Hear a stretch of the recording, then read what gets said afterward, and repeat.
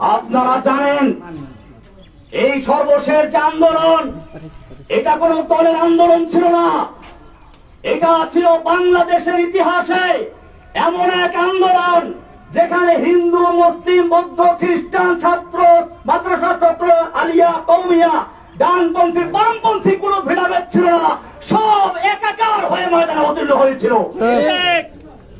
আপনারা জানেন, আমার মনে পড়েছে জেলখানায় বসে যেদিন শুনলাম হাসিনা পালিয়েছে। আলাম তারা কাইফা ফাআলা রাব্বুকা বিআসহাবিল ফিল, আল্লাহ বলছেন আপনি কি দেখেন নাই হাতি বাহিনীর সাথে আল্লাহ কি আচরণ করেছিলেন? হাতি বাহিনী হাসিনা নামাতে চেয়েছিল, সাজু আজান নামিয়ে দিয়েছিল। আল্লাহ বলছেন আলাম ইয়াজআল কাইদাহুম ফি তাদলিল, তার এই জঙ্গি জঙ্গি খেলার চক্রান্ত আল্লাহ কি ব্যর্থ করে দেন নাই? ওয়া আরসালা আলাইহিম তায়রান আবাবিল, আল্লাহ বলছেন আব্রাহাকে ধ্বংস করার জন্য ঝাঁকে ঝাঁকে পাখি পাঠিয়ে দিয়েছিলেন। তায়রান মানে পাখি, আবাবিল মানে ঝাঁকে ঝাঁকে, আমার দেশে বলা হয় আবাবিল পাখি। আমি তখন মনে করলাম এই প্রাইমারি স্কুলের ছাত্র, হাই স্কুলের ছাত্র, নাবালক শিশু পর্যন্ত যখন ময়দানে ঝাঁপিয়ে পড়েছে, এটা আল্লাহ দেওয়া সেই আবাবিল পাখি চলে এসেছে। হাসিনার কোনো ক্ষমতা ছিল না মোকাবেলা করার মতো। আমি ধন্যবাদ জানাই বাংলাদেশের সেনাবাহিনীকে সময় মতো পদক্ষেপ নেওয়ার জন্য, যে তারা কোন দলের আনুগত্য না করে বাংলাদেশের জনগণের পাশে দাঁড়িয়েছিল। আমি বাংলাদেশের পুলিশ ভাইদেরকে বলবো, আপনাদেরকে জোর করে ব্যবহার করেছে আমরা জানি, আপনাদের দোষ না।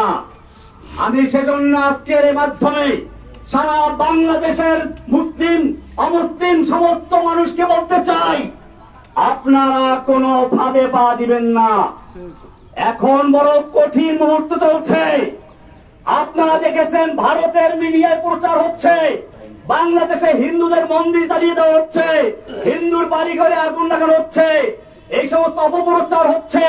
খবরদার, আমি আপনাদেরকে কঠোরভাবে বলছি, কোন হিন্দুর উপরে আক্রমণ যেন না হয়, কোন মন্দিরকে আগুন দিতে না পারে, সেজন্য আপনাদেরকে অতন্ত্র প্রহরে পাহাড় দিতে হবে ইনশাআল্লাহ।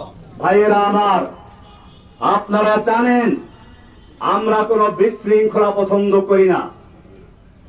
আমরা চাই আল্লাহর নবী যেরকম ভাবে মক্কা বিজয়ের পরে যখন তার সামনে সাহাবায়ে কেরাম 10,000 উন্মুক্ত তরবারি নিয়ে বসে আছেন, একটা ইশারা করলে সব গর্দান গুলের যায় মক্কার কাফেরদের। মক্কার কাফেররাও এসে হাজির হয়েছে সামনে। আল্লাহর নবী জিজ্ঞেস করেছিলেন, ওহে মক্কার কাফেররা, তোমরাই তো সেই লোকগুলো যারা আমাকে হত্যা করার জন্য ঘেরাও করেছিলে, তোমরাই তো সেই লোকগুলো যারা আমার বিলালকে উত্তপ্ত রৌদ্রে শুয়ে রেখে নিচে আঙ্গার দিয়ে উপরে পাথর চাপা দিয়ে রেখেছিলে, তোমরাই সেই লোকগুলো যারা সুমাইয়া রাদিয়াল্লাহু তাআলা আনহাকে লজ্জাস্থানে বর্ষা দিয়ে আঘাত করে হত্যা করেছিলে, তোমরাই সেই লোকগুলো। আমি সে কথাই বলছি যা আমার ভাই ইউসুফ আলাইহিস সালাম বলেছিলেন তার ভাইদেরকে নাগালে পাওয়ার পরে। আল্লাহর নবী বললেন, লা তাসরিবা আলাইকুমুল ইয়াউম, আজকে তোমাদের বিরুদ্ধে আমাদের কোনো ক্ষোভ নাই, কোনো প্রতিশোধ নেওয়ার ইচ্ছে নেই। যাও, ইযহাবু আনতুম তালাকা, আমি তোমাদের সকলকে সমানভাবে আমভাবে ক্ষমা ঘোষণা করছি। বাংলাদেশে আন্দোলনরত ছাত্র জনতা, মাদ্রাসার ছাত্র, স্কুল কলেজের ছাত্র, সাধারণ জনতা, আমি সকলের কাছে অনুরোধ করব, আল্লাহর নবীর এই মক্কা বিজয়ের ঘোষণাকে কেন্দ্র করে আমরা যেন এই বিগত দিনে যা হয়েছে সব ক্ষমা করে দিয়ে একসাথে একটা সুন্দর সমৃদ্ধ সাম্যের বাংলাদেশ গড়তে পারি। আমি একটা কথা না বললেই নয়, আপনারা অনেকে মনে করেন প্রচার হচ্ছে হিন্দুরা উত্তম। আমার এই জেল জীবনের আমি সর্বশেষ কথা বলছি, সর্বশেষ আমি যেদিন কোর্টে যাই, একজন কারা পুলিশ টাকা তো আনি নাই, কোর্টে বসে উনি আরেকজনের কাছে টাকা চাইলেন, তাও নাই। শেষ পর্যন্ত নিজের পকেট থেকে টাকা খরচ করে আমাকে দুপুরে 1 প্যাকেট বিরিয়ানি আর একটা 2 লিটারের পানি দিয়ে দেয়। হিন্দু প্রবীর, এটা সর্বশেষ যে কোর্টটা আমি করেছি সেই কোর্টের দিন। আপনাদেরকে আরো বলি, আমি যে জেলখানায় রয়েছি সেখানে চক্রান্ত হয়েছিল বড় ধরনের দাঙ্গা করানোর জন্য।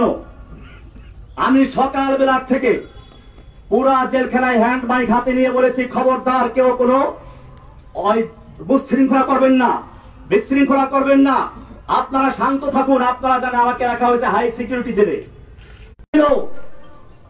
আমি হ্যান্ড মাইক দিয়ে সকালবেলা ঘুরে ঘুরে প্রত্যেকটা বিল্ডিং এর সামনে গিয়ে বলেছি কেউ শৃঙ্খলা করবেন না, আমি আপনাদের জন্য মুক্ত হলে পরে আপনাদের জন্য মুক্তির ব্যবস্থা করবো ইনশাআল্লাহ। সবাই আমার কথা মেনে নিয়েছিল, কিন্তু কে বা কারা উস্কানি দিয়ে কিছু কয়েদিদেরকে লেলিয়ে দিয়েছে এখানে আক্রমণ করার জন্য, বিশেষ করে আমি যে বিল্ডিং গেছিলাম সেখানে আক্রমণ করার জন্য। কারণ কি? কারণ ছিল এই আন্দোলনটাকে একটা জঙ্গি রূপে আকৃতি দেওয়ার জন্য।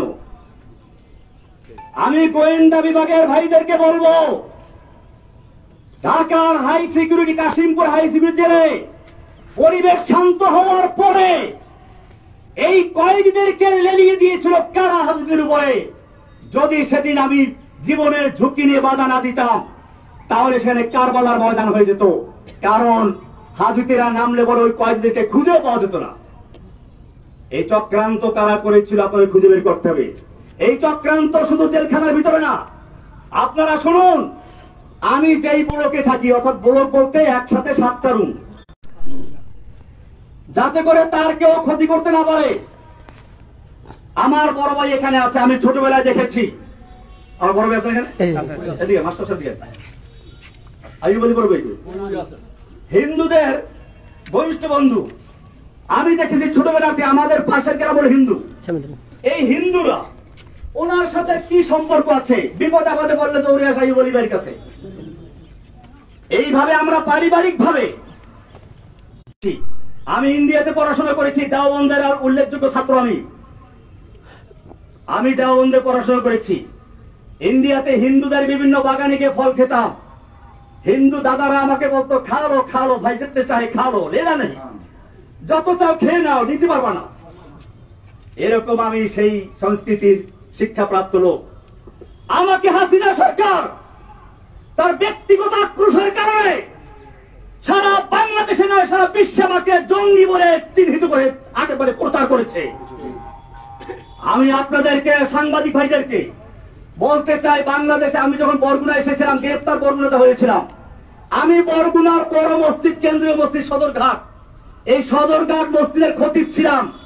শুক্রবার দিন, জুমার দিন, ঈদের মতো, লোকসভার মতো বরগুনার কোন লোকে বলতে পারবে আমি কোন জঙ্গি জঙ্গি কর্মকাণ্ডের সাথে জড়িত ছিলাম? তাহলে আমাকে কেন এই পরিচয় করানো হলো? কারা করিয়েছে? আল্লাহ তারা ছাড়ে না। ইন্না বাদশা রাব্বিকা লাশাদীদ। যেই অহংকারী, যেই ফিরাউন, যেই দাজ্জাল কয়েকদিন আগেও বলেছিল হাসিনা পালায় না, সে ব্যক্তি পালিয়ে গেছে। এটা আল্লাহর দেওয়া শিক্ষা।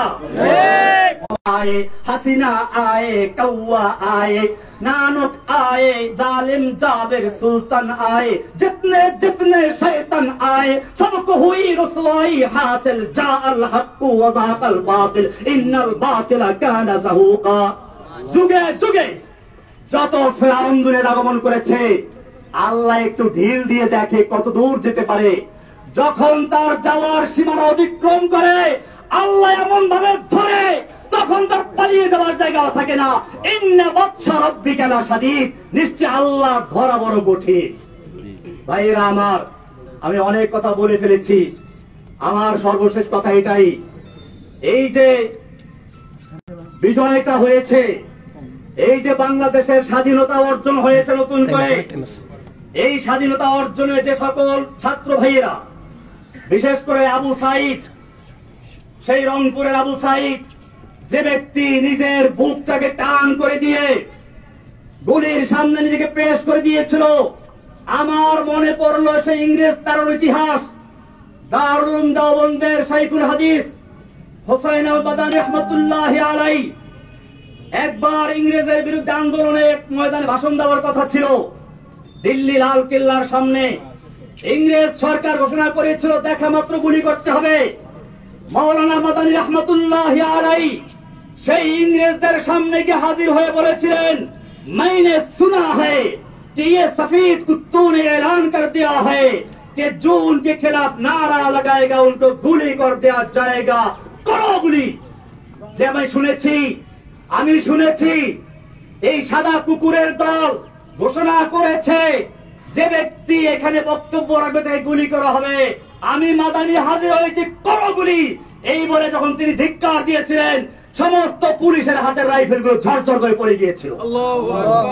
সেই ইতিহাস আর একবার পুনর্জীবিত করল আবু সাইদ, ফারহান ফাইয়াজ, এরকম আরো কত তাহমিদ, আরো কত ছেলেরা। আমি সেই ছেলেদেরকে আপনাদেরকে বলি, সেই আবরার নাম বললেন না, আবরার ফাহাদ। আমি বলতে এখন আর ভয় নাই, আগে ভয় পেতাম। আবরার ফাহাদের হত্যাকারী যারা, ওরা আমার পাশে একবার ছিল। এখন তাদের 5টা ছেলে পুরো কোরআনে হাফেজ হয়েছে। আপনি দেখলে বুঝবেন না যে তারা বইটের ছাত্র, তারা এখন মাদ্রাসার ছাত্র। আমি নিজেই কয়েকদিন বাকি দেখছি একজনকে দেখা করতে আসছে। আমার ভাইয়েরা, এদেশের সন্তানদের দোষ না, পুলিশের দোষ না, আওয়ামী লীগ যুবলীগ ওই ছেলেদের দোষ না। দোষ হচ্ছে কিছু লিডারদের, কিছু নেতা নেত্রীর, যারা এদেশের যুবকদেরকে, এদেশের পুলিশদেরকে, এদেশের সৈন্যদেরকে নিজেদের স্বার্থে ব্যবহার করতে বাধ্য করে। আমি আমার বাংলাদেশের তরুণ ভাইদেরকে বলবো, তোমরা জীবন দিতে শিখেছ, ইনশাআল্লাহ যে জাতি জীবন দিতে শিখে সেই জাতিকে কেউ দাবিয়ে রাখতে পারে না। সব গরিজা হো গিয়া আখির, सब गुरीजा हो गया आखिर जलवाए खुर्शीद से, ई चमन मामूर होगा नगमाए तौहीद से। রাতের আধার কেটে যাবে পূর্ণিমার চাঁদের আলোকের ঝলকানিতে, এই জমিন আবার আবাদ হবে তাওহীদের আওয়াজে ইনশাআল্লাহ। ভাইয়েরা আমার, আমি আপনাদের কাছে দোয়া চাই, আল্লাহ যেন আমাকে এবং আমার সঙ্গে আরো যে ভাইয়েরা আছে সকল ভাইদের মুক্তি আল্লাহ তাআলা ত্বরান্বিত করেন। জোরে বলেন আমিন। আমরা জানাজা এসেছি আমার বড় বোনের মৃত্যু। আমার এই বড় বোন মূলত মায়ের মতোই, মায়ের আদর স্নেহ দিয়ে তিনি আমাদেরকে লালন পালন করেছেন। আমার এই বড় ভাইরা দুইজন আছেন, আপনারা জানেন এই দুই ভাই কৃষক, কিন্তু এই ভাই একজন আগুন ভাই, খলিল ভাই কই, আর ইনি হলেন Abdul Jalil master, BSc BEd MA pass. আমার ছোট ভাইটা ছিল আবুল বাশার, সেমে পাস করা ছিল, কলেজের প্রফেসর ছিল। আমাদের এই সব ভাইগুলোকে ঈদের সময় আমরা একত্রে ছিলাম, আমাদের ভাই বোন, আমরা সবাই অত্যন্ত আপন। আমাদের মধ্যে কোন রকমের কোন একটু মনোমালিন্য নাই।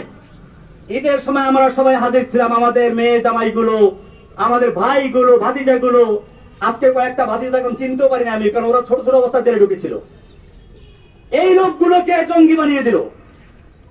এরপরে শুনলে আরো কি হয়েছে, ওই যে পুলিশ বাবুল আক্তার, সে তার বউকে নিজে খুন করলো। সে বলল কি যে আমি জঙ্গি আন্দি করতাম, সেজন্য আমার উপরে জঙ্গির আক্রমণ করছে। এরপরে সারা বাংলাদেশে গ্রেফতার করলো। আবার সেই সময় আমার এই কৃষক দুই ভাইকে ক্ষেতের থেকে ধরে গ্রেফতার করলো। আমার এই ভাই জলিল মাস্টার বরগুনার একজন নাম করা হেডমাস্টার, আজকে কত 11 বছর পর্যন্ত মামলার কোন বিচার নাই। মামলার বিচার করবে কি? এই মামলা তো হাসিনার নির্দেশে হয়েছে, এই মামলার কোন এভিডেন্স নাই, সেজন্য মামলা জায়গায় রয়ে গেছে, আজ পর্যন্ত বিচার শুরুই হয় নাই।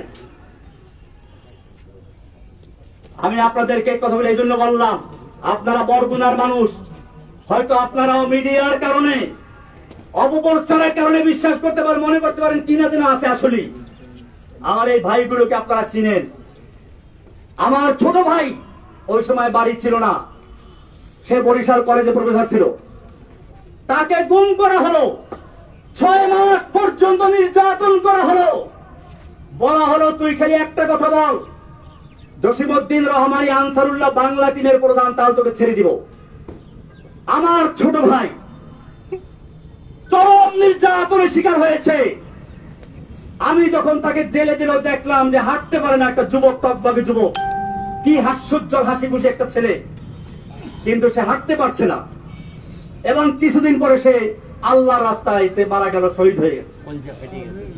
ভাইরা আমার, কি অপরাধ ছিল সে আবুল বাশারের, কি অপরাধ ছিল জলিল মাস্টারের, কি অপরাধ ছিল কি শাহ আইয়ুব খলিলের, কি অপরাধ ছিল সেই ছোট ছোট বাচ্চা, তো ওই যে ছেলেগুলো সব জেলে ছিল। এখন আমার সামনে সব বড়গুলো বড় হয়ে গেছে, হাতি যারা আমি চিনিও না অনেকের। এই যে এটা জেলে ছিল, এ সিএনবি মসজিদের ইমাম, এ একটা জেলে ছিল। এরকম মানে এখন বড় হয়ে গেছে, আপনি দেখছেন। তখন এরা ছোট ছোট বাচ্চা ছিল, এই বাচ্চাগুলোকে ধরে জেলে ঢুকিয়েছে। বিচার কি হবে না? হবে। আল্লাহর কি আদালত নাই? আল্লাহ তাআলা সব দেখেন, সব শুনেন। তিনি একটু ঢিল দিয়ে দেখেন, তোমাকে এই দেড় যুগ পর্যন্ত ঢিল দিয়েছিল, এরপরে তোমাকে এমন ধরে ধরেছে তোমার দরবেশ বাবা দাড়ি কামাইয়া মারতে পারে নাই। দেখেন নাই দরবেশ বাবারে? এই দরবেশ বাবা ইসলামকে ভালোবাসে, কিন্তু আজকে সে বাঁচার জন্য দাড়ি কামাইয়া বাঁচতে পারে না। আমি বলতে চাই, এখন থেকে সামনের দিকে আমরা যেন ঐক্যবদ্ধ ভাবে একটা সমৃদ্ধশালী, সাম্য, ভ্রাতৃত্বপূর্ণ একটি বাংলাদেশ গড়তে পারি, সেজন্য আমরা একতাবদ্ধ হয়ে চলবো ইনশাআল্লাহ। কোন রকম বিশৃঙ্খলা আমরা করব না। কোন হিন্দুদের মন্দিরে অথবা বাসাবাড়িকে আক্রমণ করতে না পারে সেদিকে আমরা খেয়াল রাখবো। আমার এই বার্তাগুলো আপনারা সারা বাংলাদেশে পৌঁছে দিন। আল্লাহ তাআলা যেন আমাদেরকে সকলকে একটা সুন্দর, সুখী, সমৃদ্ধশালী বাংলাদেশ গড়ার তৌফিক দান করেন, আমিন। আর কথা বলবেন? কে বলবেন? আমরা জানাজা নামাজ শুরু করে রাখুনি। জানাজা নামাজের নিয়ম হচ্ছে কাতার সোজা করে দাঁড়াবেন, নিয়ত করবেন। জানাজা মহিলার জানাজা, আমার বড় বোন, ওনার মহিলার জানাজা। আবুল বাশার মাশাআল্লাহ। দেখেন আমার ছোট ভাই আবুল বাশার কথা বললাম, এদিকে আসো। এক বাচ্চা অবস্থা দেখছিলাম, আমাকে বাসার সর্বশেষ বলেছিল যে আমার ছেলেটাকে আপনি দেখে রাখবেন, আলেম হতে পারে যেন, কিন্তু আমি তাকে আলেম বানাবো আমি নিতেই পারি নাই। আল্লাহ তোমাকে কবুল করুক, আমিন। আল্লাহ তাআলা ওর জন্য দোয়া করবেন।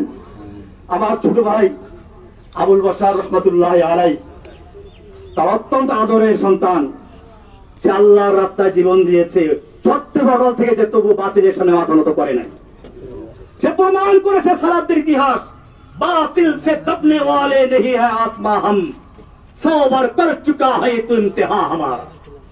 বাতিলের সামনে মাথা নত করতে পারি না। মর্দে মোমিন বাতিল সে হরগিজ খৌফ খা सकता नहीं, सर झुका सकता नहीं, सर कटा सकता है, सर कटा सकता है लेकिन सर झुका सकता नहीं।